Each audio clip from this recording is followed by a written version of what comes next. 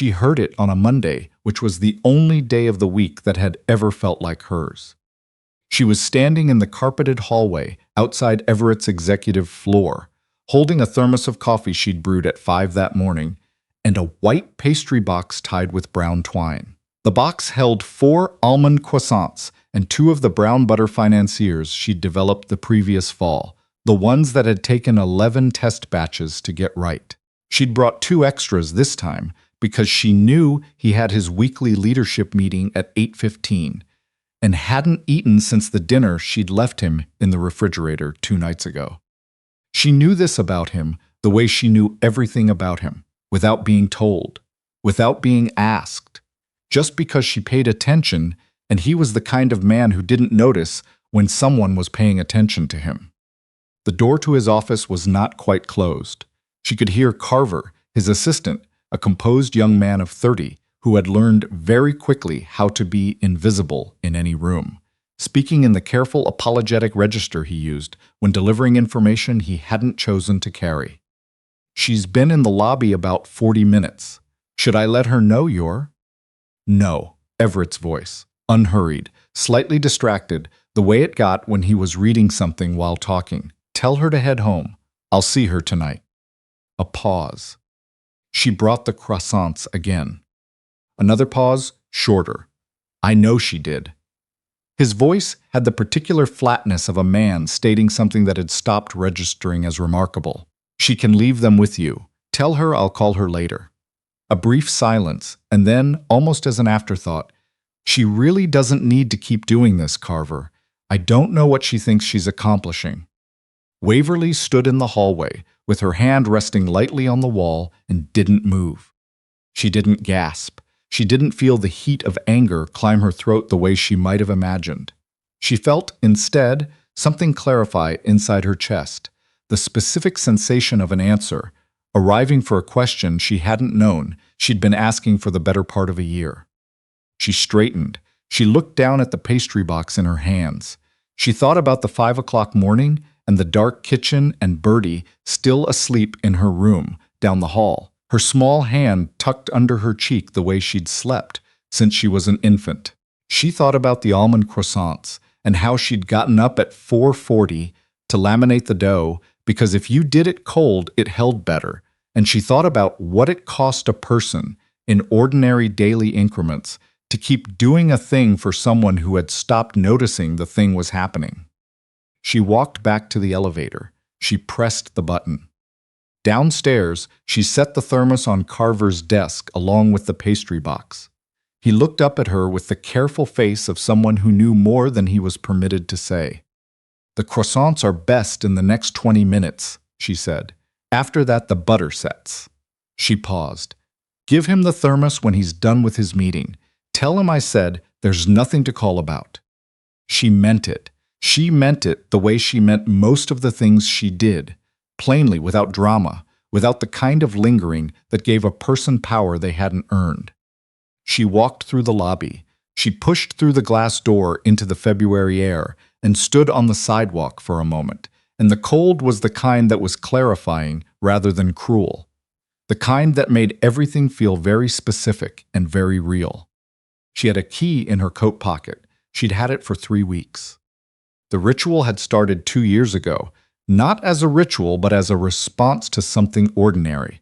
They'd been married 8 months. Everett had mentioned on a Sunday evening, while reading through a contract at the kitchen table, that he hated the first hour of Monday mornings because the building cafe didn't open until 8, and his leadership meeting started at 8:15, and he was always running on nothing by the time the real day began. He said it the way he said most things, not complaining, just observing, the way you'd note the weather. She'd shown up the following Monday at 7:45 with coffee from her bakery and a paper bag of whatever she'd tested that morning. She owned a small artisan bakery in River North, Waverly's, which she'd opened 6 years ago, when Bertie was still new enough to sleep in a carrier on her chest while she shaped dough. She was always testing something. She was always up early. Showing up wasn't a sacrifice. It was just redirecting what she was already doing. He'd come down himself that first time. That surprised her. Everett Hale was not a man who came down for anything. The world reorganized itself around his floor, his agenda, his silence. But he'd come down in his shirt sleeves, before the tie was on, and he'd looked at the bag, and then at her, and something in the composed architecture of his expression had shifted briefly, in the way of a wall that has found an unexpected window in itself. "You drove here for this," he said. "You said you never ate before the meeting." She held out the coffee. "I was already up." He took the coffee. He drank it standing in the lobby. He ate 2 of the pastries on the elevator back up and sent her a text at noon that said only, "Thank you." It was exactly right. She'd read that text 4 times. She wasn't a woman who read things 4 times. After that, it became Monday. Every Monday, through 2 harsh Chicago winters, through the spring, she'd had to redo the entire commercial refrigeration system at the bakery and was hemorrhaging money. Through the autumn, Bertie started 1st grade and cried for 3 consecutive days because she couldn't find her best friend in the chaos of the new classroom arrangement.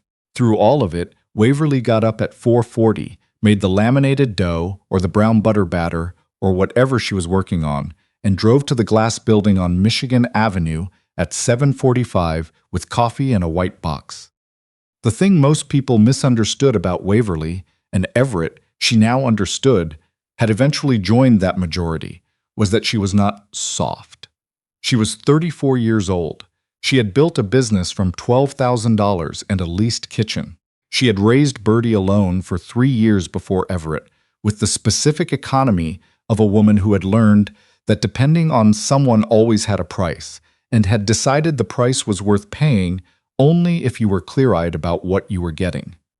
She was not romantic about difficulty. She did not mistake hard for meaningful. She had married Everett because he had been someone who paid attention, not the attention of a man performing attentiveness. Real attention, the kind where the other person felt seen rather than studied. He'd asked her once, in their first year, why she always toasted the fennel seeds before she put them in the bread, and she'd started to explain, and he'd said, "No, I know why technically. I want to know why you do it." And she'd stood at the counter with the pan in her hand and realized she'd never been asked that by anyone and had no ready answer, and the searching for the answer had made her understand something about herself she wouldn't have found otherwise. That was what she'd married, that specific quality of attention. She didn't know the exact moment it had gone. It was never one moment. It was the Mondays getting shorter. 40 minutes in the lobby became 20. 20 became a text from Carver saying, "He's running over. Go ahead home. He'll catch you tonight." It was the thermos she'd leave at the desk being returned at the end of the week still half full because no one had mentioned it and it had sat there through 5 days. It was Bertie saying, at dinner on a Wednesday, "Is Everett coming home tonight?" and Waverly realizing she didn't know the answer. She had stopped mentioning it. That was the part that should have worried her, if she'd been paying attention to herself the way she paid attention to everyone else. Because Waverly was not a woman who stopped. She was a woman who said things directly and believed that silence was the shape avoidance made when it wanted to look like dignity. But with Everett, she had gone quiet, not out of fear. Out of something more corrosive, the slow-building certainty that saying the thing aloud would only confirm what she was already beginning to know, that she had, somewhere in the machinery of his life, become optional. She found the apartment through her supplier, a man named Glenn who dealt in specialty flowers and knew everyone in the River North neighborhood. He had a 2-bedroom on the 2nd floor of a courtyard building on Huron Street.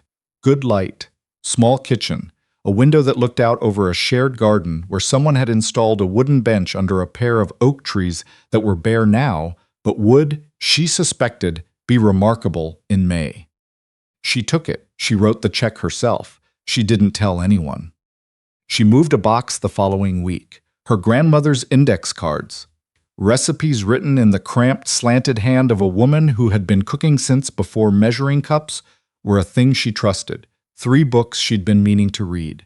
A photograph of herself at 28, standing outside the bakery on its opening day, Bertie on her hip and flower on her left cheek and a look on her face that was equal parts terrified and certain. She hadn't moved in yet. She'd just begun the process of being ready. The key had been in her coat pocket for 3 weeks when she overheard Everett in the hallway. She drove to the apartment now.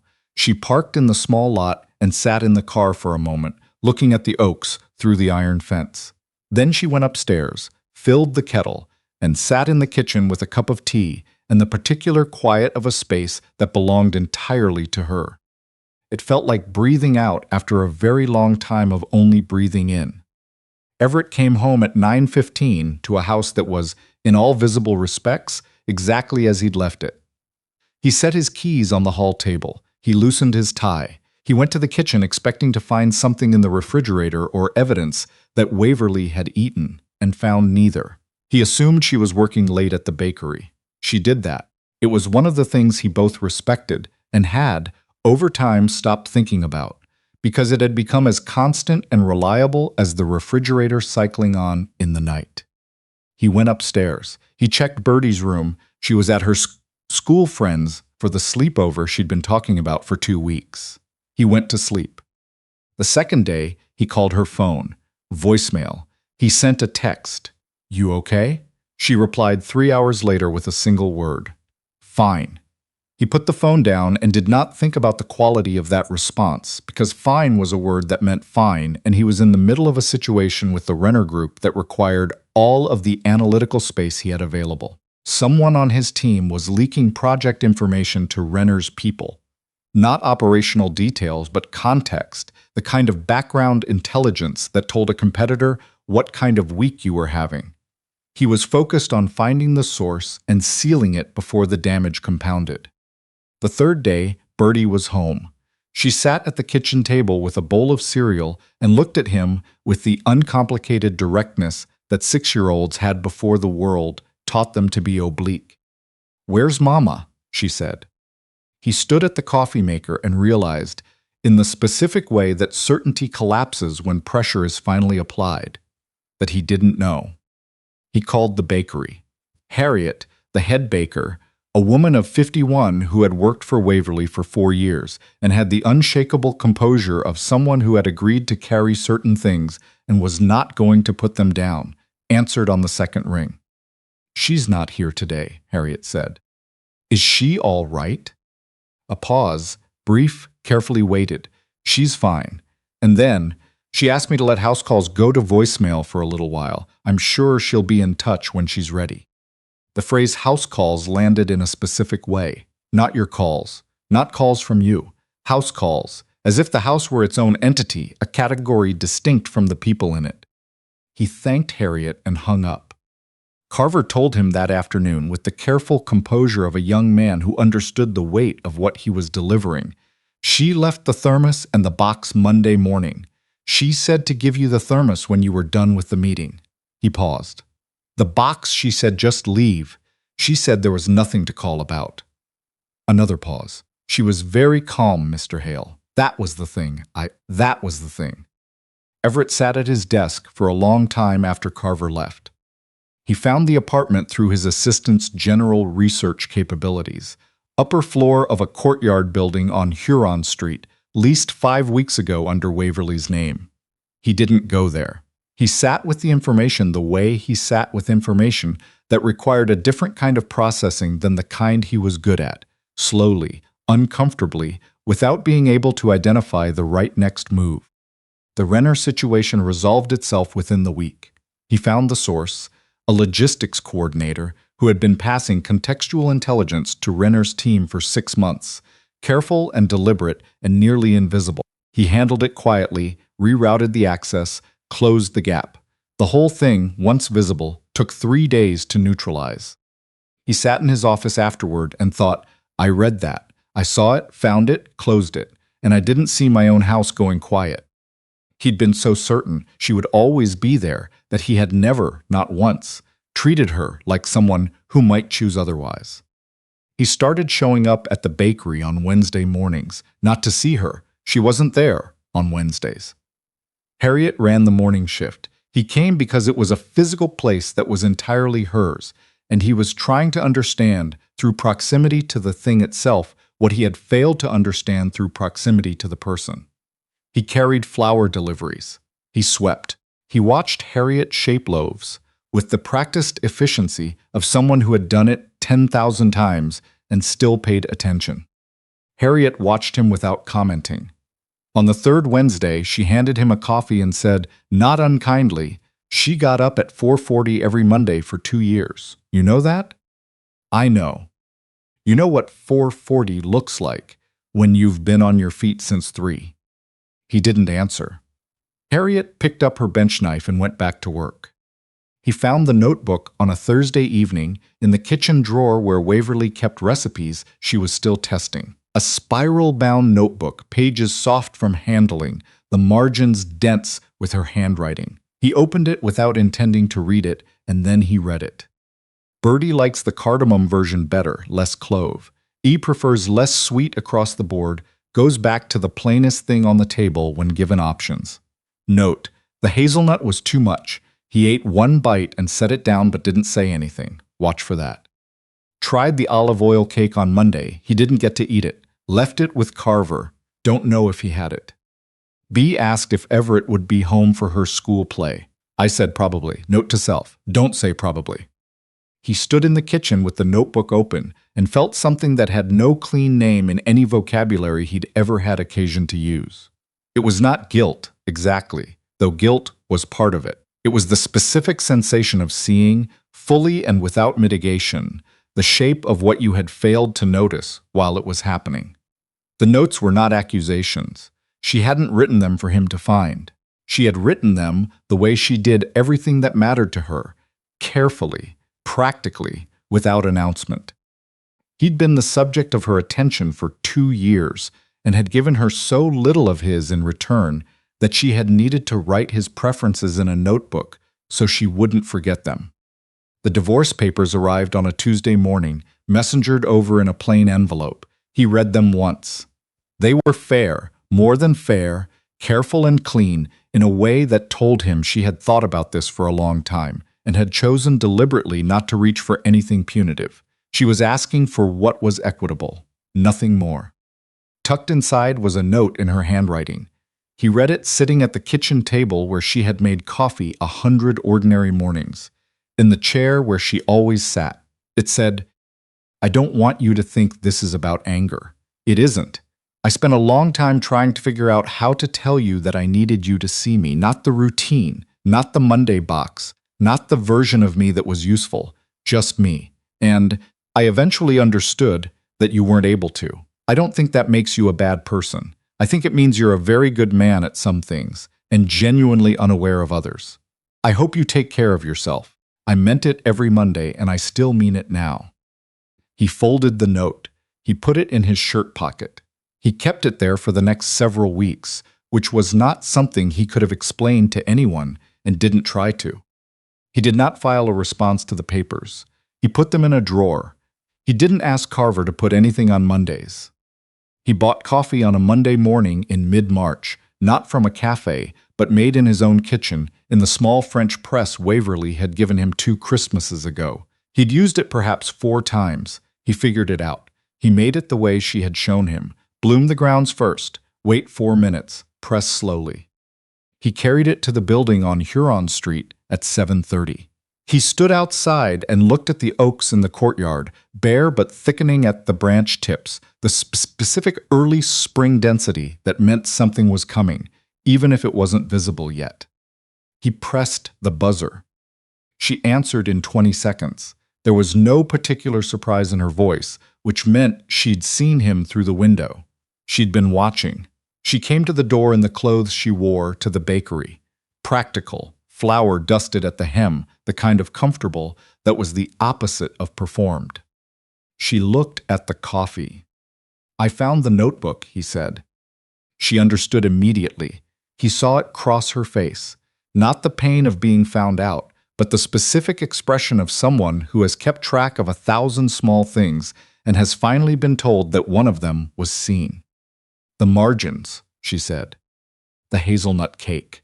He held her gaze.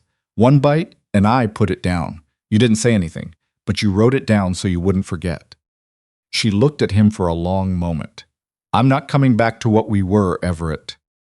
I know. I want to be clear about that, not because I'm punishing you, because what we were, that version, it had a gap in it.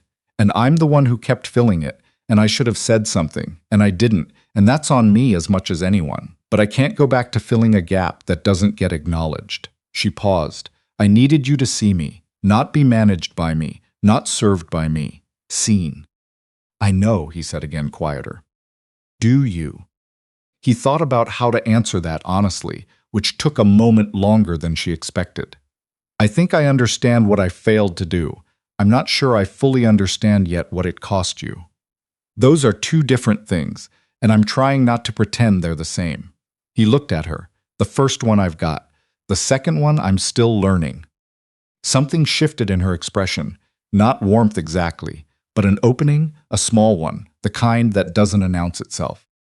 She stepped back from the door. The coffee's already on, she said. Come in and we'll have both. He came in. The apartment was small and full of light. The kitchen window looked over the courtyard, the bench under the oak trees, the pale March morning. She poured his coffee and her own, and they sat across from each other at a small table that was entirely hers, in a space she had built out of her own decision, and neither of them said anything for a moment. I've been at the bakery on Wednesdays, he said. She raised an eyebrow. Harriet mentioned. I carried flour. She mentioned that too. A pause. She said you were quiet and you didn't tell anyone how to do anything. The edge of her mouth moved. She found that notable. I was trying to learn something. What? He looked at his coffee cup, then at her. What it looks like when someone shows up without expecting anything back. She held his gaze. Outside, a bird landed on the courtyard bench and regarded the oaks with the brisk authority of something that knows exactly where it is going. If I'm ever invisible to you again, she said quietly, I need you to tell me, not manage it, not assume it'll correct itself. Tell me directly that you've stopped seeing me. She held his gaze. And I need you to mean it when I tell you the same. Yes, he said, not a position, just yes. And Birdie needs to see both of us being honest with each other. She's 6. She's already learning what a relationship looks like from watching us. That part matters to me more than any other part. I know, he paused. She told me you weren't angry at me, that you just needed quiet for a while. Waverly looked out the window. She's right. She's smarter than both of us. Yes, Waverly said, she absolutely is. The morning light was coming in at an angle now, the specific gold of early spring in Chicago, tentative and clear and suggesting, without promising, that the cold was nearly done. Outside, the oak was beginning, in the subtle arithmetic of its branches, to hint at what it would be in a month. He didn't reach across the table. She didn't tell him it was going to be fine. Neither of them had the language for what came next, which was, she understood, the correct position for two people standing at a genuine beginning rather than a managed one. They sat in her kitchen with the light coming in and the coffee getting slowly cooler and the courtyard below going about its quiet March business. And the silence between them was not the silence of something ending.